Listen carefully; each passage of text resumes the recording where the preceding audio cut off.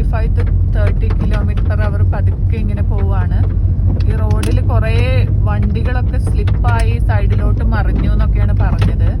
പിന്നെ നമുക്ക് ടയറിൽ ചെയിൻ എല്ലാം ഉള്ളത് കാരണം വളരെ കെയർഫുൾ ആയിട്ട് പോയിക്കോ എന്ന് പറഞ്ഞിട്ട് അയാൾ നമ്മളെ വിട്ടതാണ്.